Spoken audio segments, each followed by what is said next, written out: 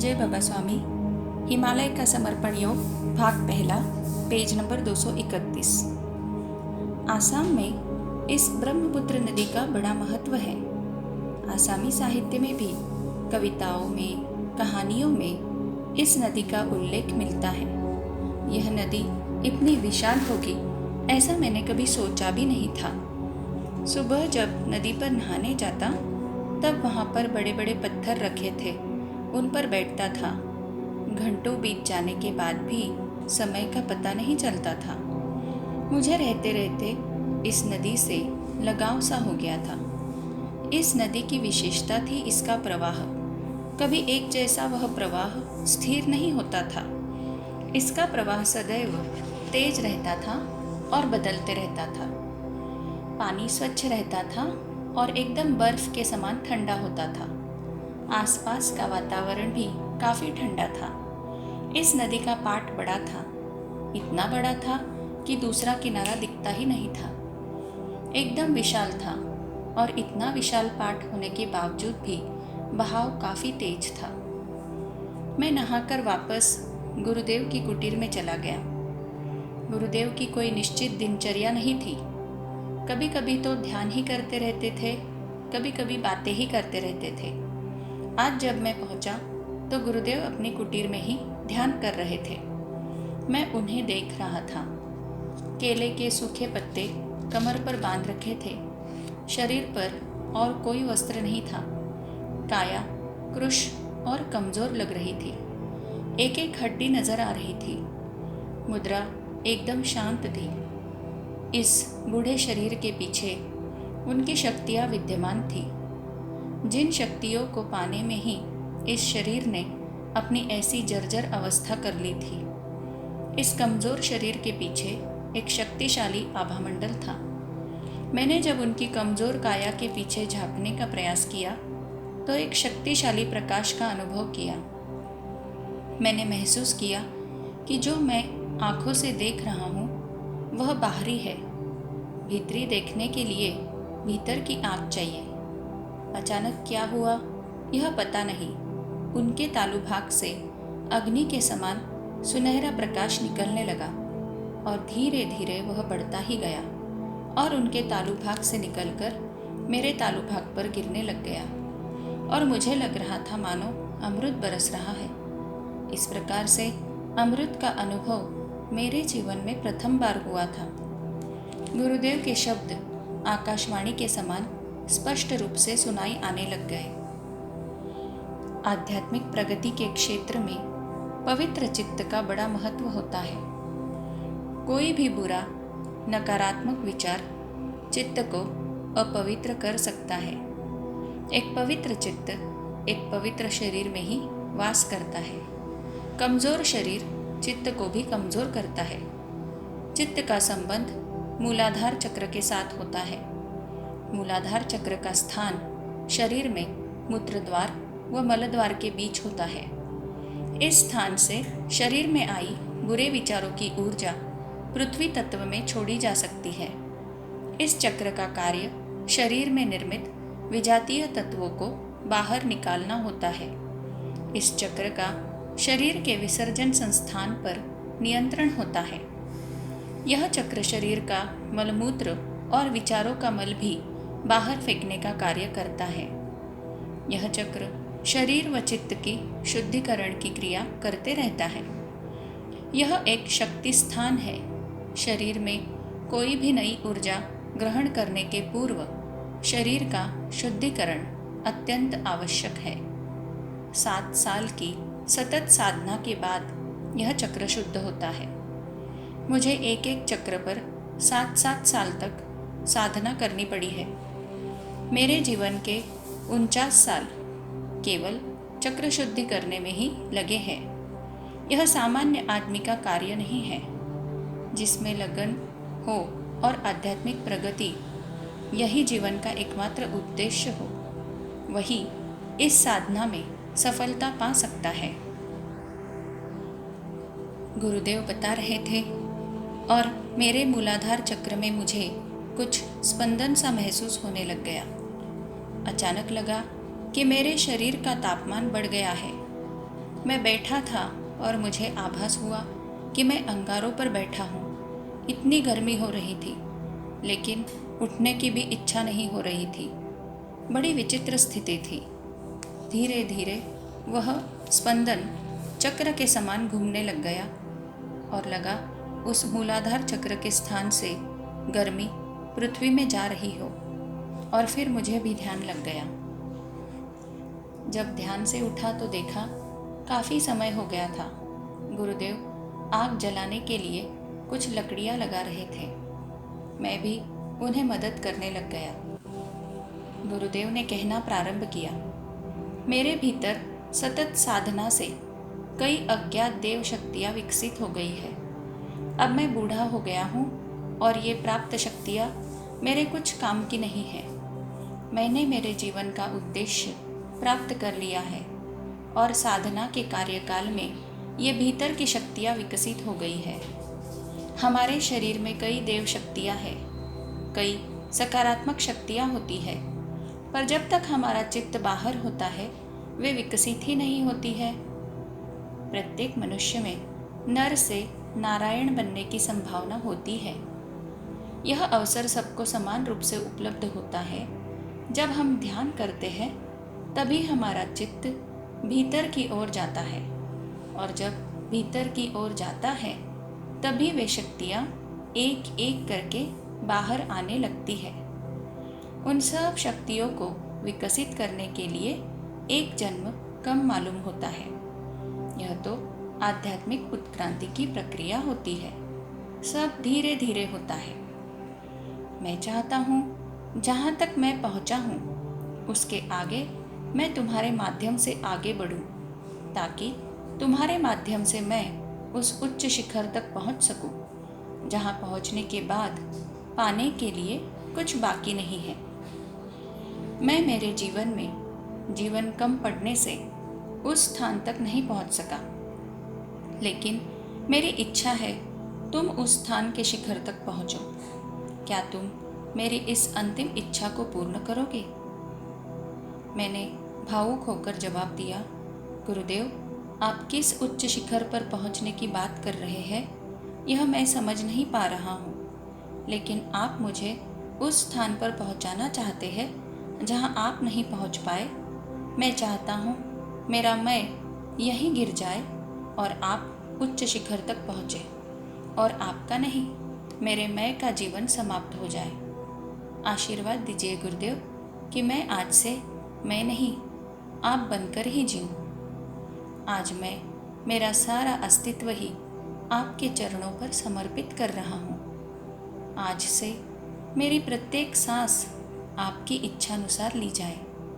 मेरा प्रत्येक क्षण आज से आपके सानिध्य में ही बीते। आज मैं मर जाऊं और आप जीवित रहे। बस अब जीवन में आप ही आप रहे। आज मेरा मैं समाप्त कर दीजिए। बस अब जीवन में तू ही तू रहे। आज से मैं अपना सारा जीवन आपके रूप में ही जीऊँगा। आज मैं मेरे मैं को आपको समर्पित कर रहा हूँ। लोग भगवान को फूल चढ़ाते हैं, मैं अपना अहंकार आपको समर्पित कर रहा हूँ। कृपया इसको स्वीकार कीजिए। और मैं रोने लग गया। सुबह जब उठा तो देखा मेरा सारा शरीर एकदम हल्का हो गया है। सुबह बड़ा प्रसन्न लग रहा था, बड़ी शांति का अनुभव हो रहा था। गुरुदेव ध्यान में बैठे थे। मैं नदी पर नहाने के लिए चल दिया। आजकल नदी का किनारा मेरा प्रिय स्थान था। नदी के किनारे से नदी तक पहुंचने में भी काफ़ी रास्ता, छोटे छोटे गोल पत्थर, बड़े बड़े गोल पत्थर पार करके जाना पड़ता था। बड़े सुंदर सुंदर पत्थर थे। नदी में सालों पानी के प्रवाह में बहने के कारण वे चिकने व गोल हो गए थे, लेकिन सतत पानी के बहाव में रहने के कारण उनकी ऊर्जा का स्तर बहुत अच्छा हो गया था। कुछ पीले रंग के, सफ़ेद रंग के, काले रंग के, लाल रंग के, हरे रंग के अलग अलग प्रकार के पत्थर होते थे। कुछ तो कांच जैसे चमकते भी थे। काले रंग के और सफ़ेद रंग के शालिग्राम मैंने वहाँ इकट्ठा करके रखे थे। रोज उनको अलग अलग आकार से सजाता था। बस यही खेल था। ये पत्थर ही मेरे साथी थे, यही मेरे मित्र थे। मुझे उन्हीं के साथ अच्छा लगता था और सारा दिन भर खेलता था, नहाता था। कब दिन चला गया यह पता भी नहीं चलता था। कई मछलियाँ मेरी मित्र हो गई थी। उनके खाने के लिए मैं कुछ विशिष्ट बीज लाता था। वह बीज वे खाती थी। वे बीज उन्हें अच्छे लगते थे। यह प्रयोग से सीखा था। यहाँ पर प्रयोग करके ही सीखना पड़ता था। जब नहाने जाता था तो खूब मछलियाँ इकट्ठा हो जाती थी। जब पानी के भीतर नहाता था तो मुझे काटती थी तो बड़ी गुदगुदी होती थी। ऐसे ही मस्ती करती रहती थी। मैं थक जाता था तो किसी बड़ी चट्टान के पीछे छाया में बैठ जाता था, क्योंकि पानी के आसपास कभी कहीं वृक्ष नहीं रहता था। मेरे 3-4 स्थान नहाने के निश्चित थे। मैं उन्हीं निश्चित स्थानों पर ही नहाने जाता था। मेरे पास जितना समय रहता था वैसा स्थान रहता था। जब गुरुदेव ध्यान में रहते थे तब मैं दूर के स्थान पर नहाने जाता था। जब नहीं रहते तब पास के स्थान पर नहाने जाता था। जब दूर के स्थान पर नहाने जाता था तो शाम के समय ही कुटीर में वापस आता था। उस नदी के किनारे पत्थरों पर पीले रंग की एक वनस्पति उगती थी। वह सब जगह नहीं होती थी, कभी कभी मिलती थी तो वह भी खाता था। एक बड़े मोटे बांस में छोटे छोटे कंकड़ भर, बाद में उस बांस को पत्ते से बांधने पर उसका बड़ा अच्छा वाद्य बन जाता था। वह बांस संगीत देने का कार्य करता था, एक झुनझुना बन जाता था। वैसे बनाकर मैंने जगह जगह गाड़ कर रखे थे। वहाँ पर कोई मनुष्य नहीं था, इसलिए एक वस्तु एक स्थान पर रखो, वह कई दिनों तक भी उसी स्थान पर मिलती थी। जब पूर्व दिशा की ओर देखता था तो बर्फ के बड़े बड़े पहाड़ दिखाई देते थे।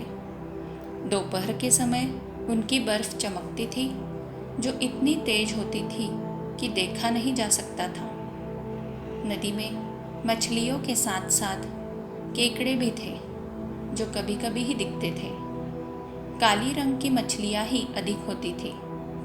नदी में पानी के भीतर ही अच्छा लगता था। कब दिन बीत गया वह पता नहीं चलता था। मैं मछलियों से बात करता था, पत्थरों से बात करता था। बड़ा आनंद आता था। खूब देर तक पानी में रहने के कारण भूख खूब लगती थी। एकदम सुनसान और एकांतपूर्ण स्थान था। निसर्ग के सौंदर्य से भरपूर था। प्रकृति के सानिध्य में समय का पता ही नहीं चलता था। सूरज की स्थिति से थोड़ा बहुत समय का अंदाज लगाया जाता था। दूसरा, समय का अंदाज़ा लगाया जाता था छाया से। इस वृक्ष की छाया यहाँ पर गिर रही है, यानी दोपहर हो रही है, शाम हो रही है। इस प्रकार से अंदाज़ा लगाया जाता था। करीब करीब समय क्या हुआ है यह पता लग जाता था। एकदम सही सही समय देखने की आवश्यकता ही नहीं होती थी। और रात के समय चंद्रमा से समय का अंदाज़ा लगाते थे, लेकिन उसमें चंद्रमा का आकार भी ध्यान में रखना पड़ता था, क्योंकि अमावस्या व पूर्णिमा में अलग अलग समय अंतर उगने में रहता था। पूर्णिमा की रात और नदी का किनारा बड़ा सुंदर दृश्य होता था। एक दिन सुबह गुरुदेव ने ही अचानक बोलना प्रारंभ किया। हमारे शरीर के भीतर अपार शक्तियाँ होती है, पर हम उनको विकसित ही नहीं कर पाते हैं। अगर हमारा चित्त शुद्ध हो तो आने वाली घटना की सूचना हमें समय के पूर्व ही पता लग सकती है। हम होने वाली घटनाओं को जानकर उन घटनाओं से निपटने के लिए आवश्यक तैयारी कर सकते हैं, क्योंकि हमने घटना के पूर्व घटना को जान लिया है और सब स्वाभाविक ही पता लगने वाली शक्तियाँ होती है। उनके लिए हमें विशेष कुछ साधना नहीं करनी होती, केवल चित्त को शुद्ध करना होता है, क्योंकि चित्त शुद्ध होने पर प्रकृति में भी जो घटनाएं होने वाली है या होने की संभावनाएं हैं उसे चित्त से जाना जा सकता है। आने वाले भूकंप के बारे में जानकारी मिलती है, आने वाले तूफान के बारे में जानकारी मिलती है, आने वाली बाढ़ के बारे में जानकारी मिलती है। एकदम सही समय का अंदाज़ा करना फिर अभ्यास से संभव हो सकता है, क्योंकि भूकंप, बाढ़, तूफान ये सब अचानक नहीं आते हैं। इनके आने के पूर्व एक वातावरण निर्मित होने लग जाता है और उस प्रकृति के वातावरण का अंदाज़ा मनुष्य नहीं कर सकता है। इसलिए उसे ऐसा लगता है अचानक तूफान आया, अचानक भूकंप आया, अचानक बाढ़ आई। वास्तव में अचानक कुछ भी नहीं होता है। भूकंप आने के पूर्व पृथ्वी की चैतन्य शक्ति में बदलाव आता है। यह बदलाव भूमि के गुरुत्वाकर्षण पर भी पड़ता है। ठीक ऐसे ही तूफान आने के पूर्व इसका प्रभाव वायुमंडल पर पड़ता है। ठीक ऐसे ही बाढ़ आने के पूर्व बरसात खूब होती है। बरसात का अंदाज़ा भी बादलों से पता लग सकता है और बादलों की दिशा से काफ़ी सहायता मिलती है। हमारी अपेक्षा जानवर जैसे चूहे, हाथी आदि अधिक संवेदनशील होते हैं, इसलिए प्रकृति में होने वाले बदलाव का पूर्वाभास उन्हें भी हो जाता है। वे भी अनुभव से यह ज्ञान बढ़ाते हैं। मनुष्य और जानवर में यही अंतर है कि मनुष्य विचार करता है और जानवर विचार नहीं करते हैं। मनुष्य अपनी सारी ऊर्जा भूतकाल और भविष्यकाल के विचारों में ही व्यर्थ गवा देता है।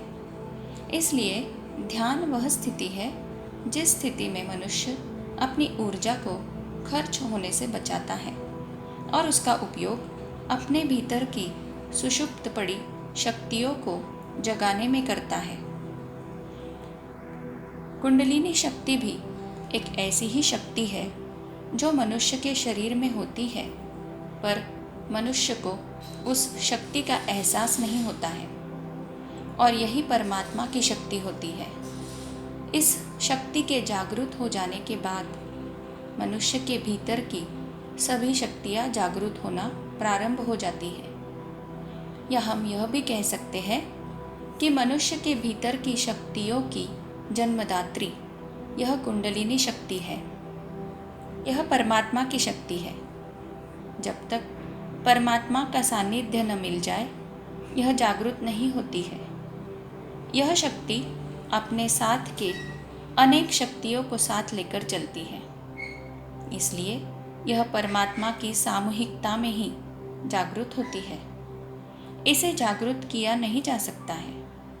परमात्मा की एक बड़ी विशेषता है कि परमात्मा को प्रयत्न से प्राप्त नहीं किया जा सकता, क्योंकि कोई भी प्रयत्न अगर हम करेंगे तो वह प्रयत्न शारीरिक स्तर पर ही होगा, जबकि परमात्मा आत्मिक सामूहिकता का नाम है, तो उसे शरीर के प्रयत्नों से कैसे प्राप्त किया जा सकता है। परमात्मा की प्राप्ति आपकी शुद्ध इच्छा से ही होती है। यह आपकी इच्छा जितनी प्रबल होगी, परमात्मा की प्राप्ति का मार्ग उतना ही आसान होगा। शुद्ध इच्छा, अच्छी इच्छा सदैव पवित्र चित्त से ही निर्मित होती है। इस कुंडलिनी शक्ति में मनुष्य द्वारा किए गए कर्मों का लेखा जोखा रहता है। यह मनुष्य के कर्म से प्रभावित होती है।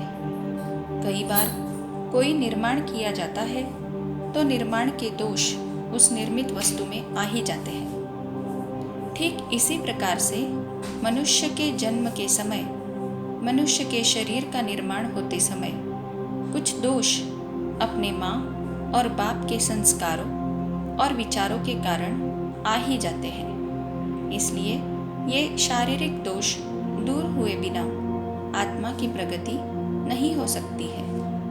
इसलिए कई मनुष्यों का जीवन पूर्वार्ध में कठिनाइयां भरा, असफलता से भरा होता है, लेकिन जीवन का उत्तरार्ध अच्छा होता है। कुंडलिनी जागृति के बाद प्रथम दोषपूर्ण कर्म नष्ट होते हैं। वे भोगने के बाद ही आध्यात्मिक यात्रा प्रारंभ होती है। यह कुंडलिनी शक्ति किसी अधिकारी सद्गुरु के सानिध्य में, उसकी करुणा में ही जागृत हो सकती है। करुणा होना न होना मनुष्य की ग्रहण करने की क्षमता पर निर्भर होता है, क्योंकि किसी सद्गुरु की करुणा को प्रयत्न से प्राप्त नहीं किया जा सकता है। करुणा तो करुणा है, करुणा बस स्वयं ही हो जाती है।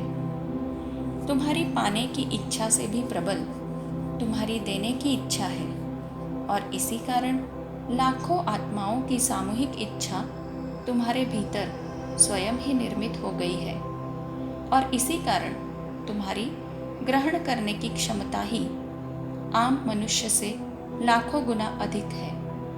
और इससे यह पता चलता है कि लाखों आत्माएं तुम्हारे माध्यम से आत्म अनुभूति प्राप्त करेंगी, लेकिन अभी उसे समय बाकी है। तुम्हारी लेने की अपार क्षमता, तुम्हारी देने की अपार क्षमता के कारण ही अत्यधिक हो गई है, और यही तुम्हारे जीवन का उद्देश्य है। तुम्हारी इसी इच्छा के कारण ही तुम मुझ तक पहुँचे हो, और तुम्हारी इसी इच्छा के कारण ही मैं मेरी साधना से प्राप्त शक्तियाँ तुम्हें सौंपना चाहता हूँ, ताकि जब लाखों लोगों तक तुम पहुँचो तो तुम्हारे माध्यम से वे शक्तियाँ अनेक लोगों तक पहुँचेंगी। जिस प्रकार प्रत्येक माली अपने पौधे का विकास चाहता है, ठीक वैसे ही प्रत्येक तपस्वी, प्रत्येक मुनि यही चाहता है कि उसे प्राप्त हुई शक्तियाँ मनुष्य मात्र तक पहुँचे, क्योंकि वह मनुष्य से नहीं, सारी मानव जाति से जुड़ा हुआ है। इसीलिए गुरु सदैव विशाल दायरे में रहकर सदैव मानव जाति के उत्थान के लिए प्रयत्न करते रहते हैं, या जो मानव जाति के उत्थान के लिए प्रयत्न करते हैं उन्हें ही वह सुनहरा अवसर मिल पाता है। यह अवसर सामान्य मनुष्य को नहीं मिलता है। तुम्हें यह अवसर मिला है, और तुम्हारे माध्यम से मुझे यह अवसर मिल रहा है। तुम्हारी दूसरों को देने की शुद्ध इच्छा ने ही तुम्हारी पात्रता बढ़ा दी है। आध्यात्मिक क्षेत्र में शारीरिक प्रयत्न को कोई स्थान नहीं होता है। सब कुछ मनुष्य की पात्रता पर ही निर्भर करता है। मनुष्य अपने हृदय को जितना अधिक विशाल रखेगा, जितने बड़े दायरे में सोचेगा, उस मनुष्य को ठीक उतना ही बड़ा अवसर जीवन में प्राप्त होगा। इसीलिए सदैव हमारी सोच पवित्र व शुद्ध रखनी चाहिए। हमारा चित्त भी उतना ही विकसित होता है। गुरु तत्व परमात्मा की शक्ति होती है, और इस गुरु तत्व में जो आत्मा अपने शरीर को समाहित कर देती है, उस आत्मा के शरीर को हम गुरु कहते हैं। गुरु कोई शरीर नहीं है। गुरु शक्ति का माध्यम है। गुरु से शक्ति प्राप्त करने का आसान मार्ग ही गुरु को समर्पण होता है, क्योंकि जैसे ही हम समर्पण करते हैं, हमारा मैं का अहंकार टूट जाता है और हमारी ग्रहण करने की क्षमता बढ़ जाती है, और हम गुरु को महसूस करने लगते हैं। गुरु महसूस करने की शक्ति है। हम जिस गुरु के साथ हैं, उस गुरु के सानिध्य को महसूस करो। हमारा साथ रहकर काम न चलेगा। गुरु को महसूस करना होगा। महसूस करके गुरु के भीतर के गुरु तत्व को समझा जा सकता है, जाना जा सकता है। यह तभी हो सकता है जब आत्मा का आत्मा के साथ संबंध स्थापित हो जाए। ऐसा होने पर स्वयं अनुभूति का ज्ञान सब बाकी ज्ञान करा देता है। ऐसा ज्ञान कराता है जो ज्ञान भीतर होगा ऐसा हम कभी सोच भी नहीं सकते हैं। जय बाबा स्वामी।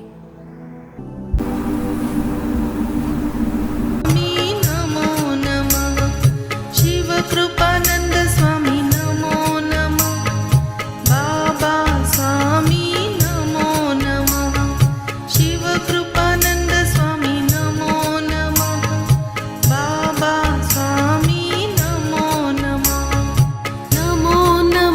स्वामी नमो नमः बाबा स्वामी नमो नमः स्वामी नमो नमः बाबा स्वामी नमो नमः शिव कृपानंद स्वामी नमो नमः बाबा स्वामी नमो नमः शिव कृपानंद स्वामी नमो नमः बाबा स्वामी नमो नमः स्वामी नमो नमः बाबा स्वामी नमो नमः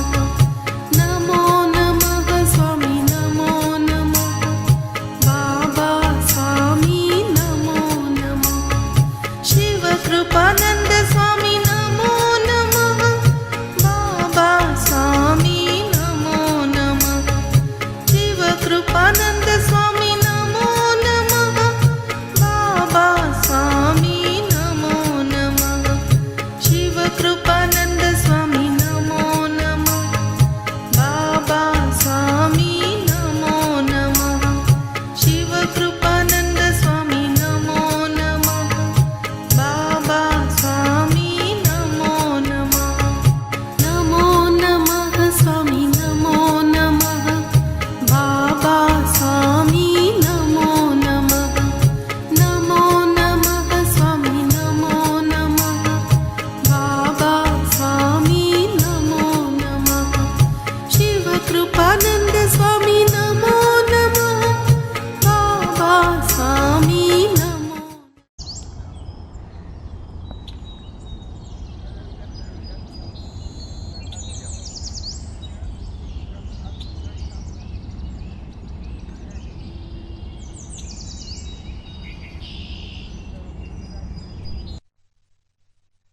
गुरुर्ब्रह्मा गुरुर्विष्णु गुरुर्देवो महेश्वरा गुरुः साक्षात् परब्रह्म तस्मै श्री गुरुवे नमः।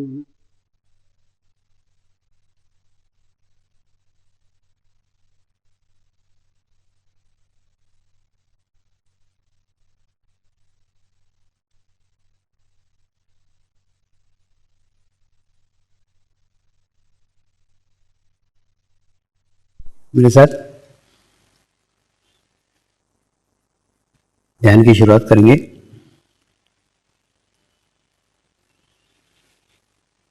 मैं एक पवित्र आत्मा हूं। मैं एक शुद्ध आत्मा हूं। मैं एक पवित्र आत्मा हूं।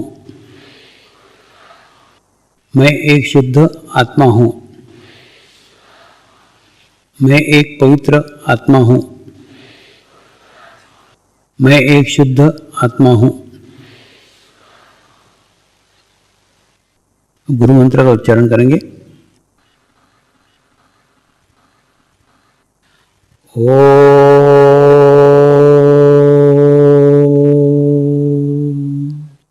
श्री शिवकृपानंद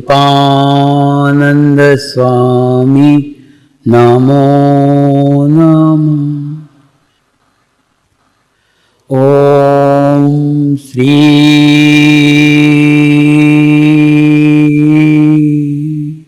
शिवकृपानंद स्वामी नमो नमः। ओम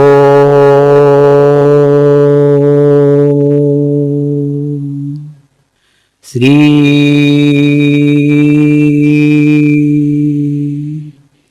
शिवकृपानंद स्वामी नमो नमः।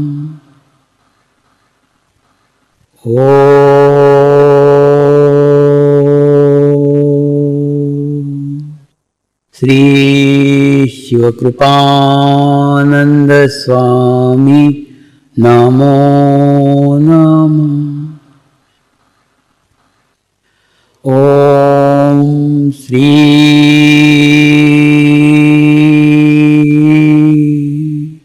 शिवकृपानंद स्वामी नमो नमः।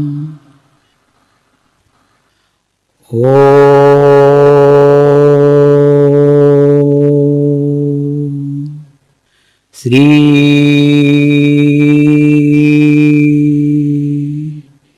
शिवकृपानंद स्वामी नमो नमः।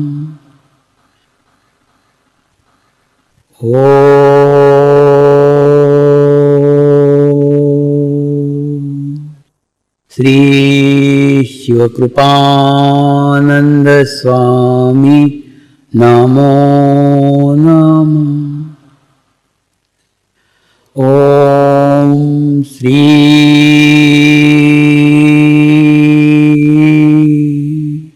शिवकृपानंद स्वामी नमो नमः।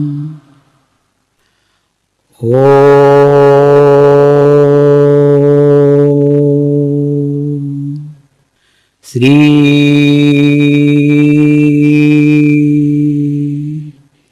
शिवकृपानंद स्वामी नमो नमः। अपने चित्त को तालुआ को रख के ध्यान करो।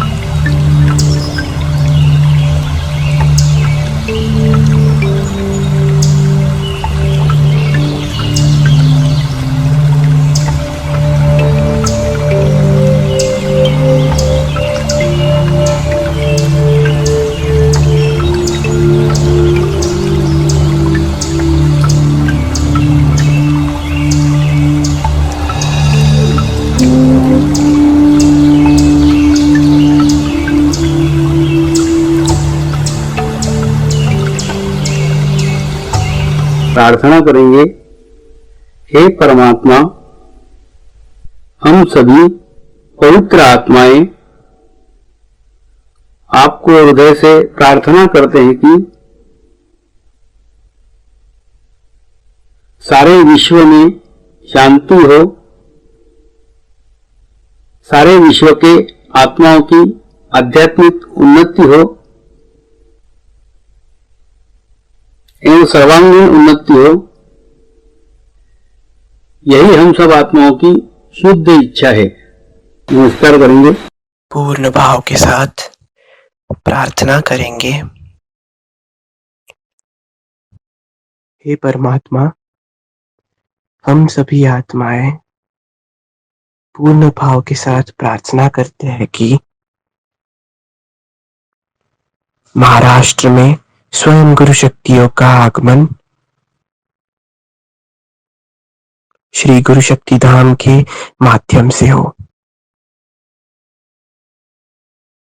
हमारे गुरुदेव स्थायी रूप से महाराष्ट्र में अपनी शक्तियों को स्थापित करें। यही हम सब आत्माओं की शुद्ध प्रार्थना है। अगर हमसे कोई भूल या गलती हुई है तो हमें क्षमा करें गुरुवर। स्वामी जी, आप तो करुणा के सागर हैं। आप ही हमारे गुरु माहुली है। आप हमें स्वीकार करें, हमारी प्रार्थनाओं को स्वीकार करें। आप हमारे भीतर केवल उस भावना, श्रद्धा और आत्मीयता को जगाए कि हम सभी एक दूसरे से आत्मीयता से जुड़े रहे। यही हम सब पवित्र आत्माओं की शुद्ध प्रार्थना है, शुद्ध प्रार्थना है, शुद्ध प्रार्थना है।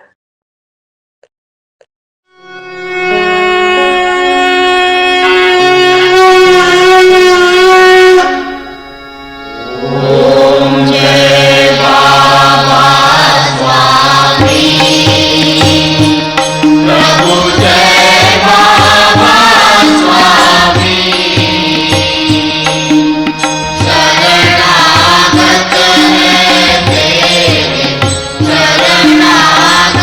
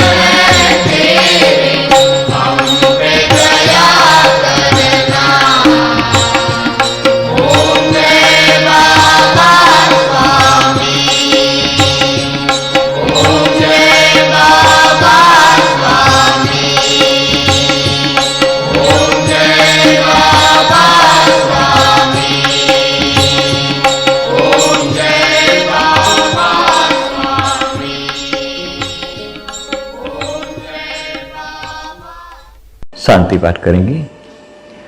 ओम द्योः शांति अंतरिक्षगम शांति पृथ्वी शांति रापः शांतिरौषधयः शांति वनस्पतयः शांति विश्वे देवाः शांति ब्रह्म शांति सर्वगं शांति शांतिरेव शांति क्षमा शांतिरेधि। ओम शांति शांति शांति सर्वारिष्ट सुशांतिर्भवतु।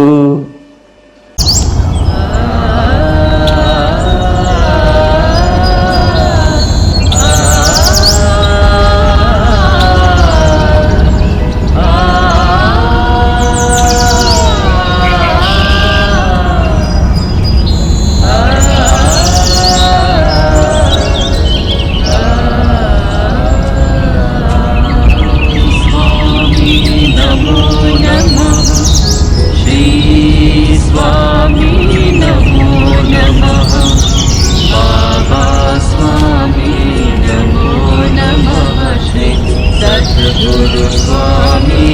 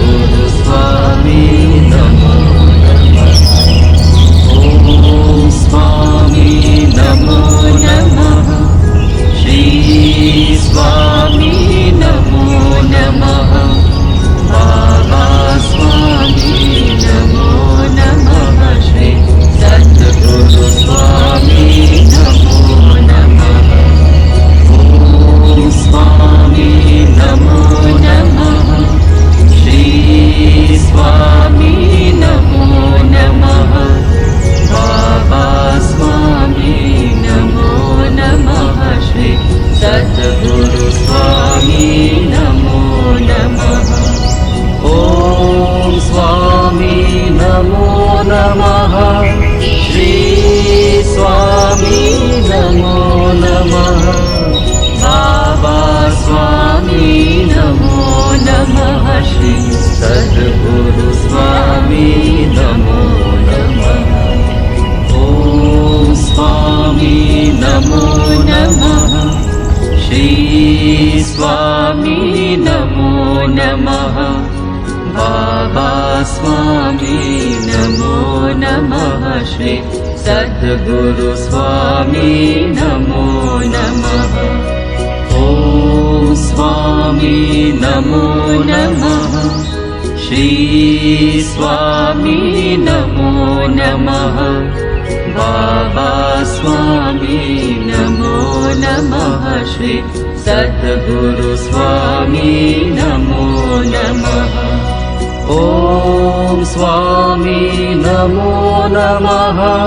श्री स्वामी नमो नमः। बाबा स्वामी नमो नमः। श्री सद्गुरु स्वामी नमो नमः। ॐ स्वामी नमो नमः। श्री स्वामी नमो नमः। बाबा स्वामी नमो नमः। श्री सद्गुरु स्वामी नमो नमः। ॐ स्वामी नमो नमः। श्री स्वामी नमो नमः। बाबा स्वामी नमो नमः। श्री सद्गुरु स्वामी नमो नमः। ॐ स्वामी स्वामी नमो नमः श्री स्वामी नमो नमः बाबा स्वामी नमो नमः श्री सद्गुरु स्वामी नमो नमः ॐ स्वामी नमो नमः श्री स्वामी नमो नमः बाबा स्वामी नमो नमः श्री सद्गुरु स्वामी नमो नमः ॐ स्वामी नमो नमः श्री स्वामी नमो नमः बाबा स्वामी नमो नमः श्री सद्गुरु स्वामी नमो नमः ॐ स्वामी नमो नमः श्री स्वामी नमो नमः बाबा स्वामी नमो नमः श्री सद्गुरु स्वामी नमो नमः ॐ स्वामी नमो नमः श्री स्वामी नमो नमः बाबा स्वामी नमो नमः श्री सद्गुरु स्वामी नमो नमः ॐ स्वामी नमो नमः श्री स्वामी नमो नमः बाबा स्वामी नमो नमः श्री सद्गुरु स्वामी नमो नमः ॐ स्वामी नमो नमः श्री स्वामी नमो नमः बाबा स्वामी नमो नमः श्री सद्गुरु स्वामी नमो नमः ॐ स्वामी नमो नमः श्री स्वामी नमो नमः बाबा स्वामी नमो नमः श्री सद्गुरु स्वामी नमो नमः ॐ स्वामी नमो नमः श्री स्वामी नमो नमः बाबा स्वामी नमो नमः श्री सद्गुरु स्वामी नमो नमः ॐ स्वामी नमो नमः श्री स्वामी नमो नमः बाबा स्वामी नमो नमः श्री सद्गुरु स्वामी नमो नमः ॐ स्वामी नमो नमः श्री स्वामी नमो नमः बाबा स्वामी नमो नमः श्री सद्गुरु स्वामी नमो नमः ॐ स्वामी नमो नमः श्री स्वामी नमो नमः बाबा स्वामी नमो नमः श्री सद्गुरु स्वामी नमो नमः ॐ स्वामी नमो नमः श्री स्वामी नमो नमः बाबा स्वामी